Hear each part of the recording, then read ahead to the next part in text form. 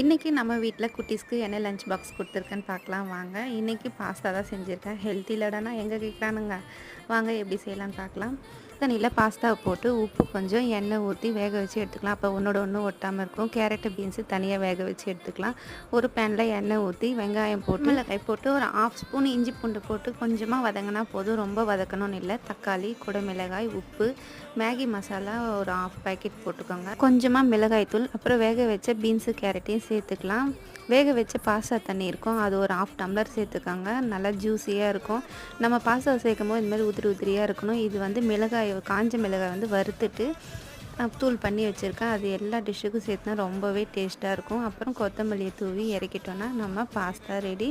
பசங்களுக்கு lunch back பண்ணியாச்சு. நான் போடுற வீடியோ உங்களுக்கு பிடிச்சிருந்தா லைக் பண்ணி சப்ஸ்கிரைப் பண்ணி வச்சுக்கோங்க. நாளைக்கு இன்னொரு வீடியோவில் பார்க்கலாம். தேங்க்யூ, பாய்.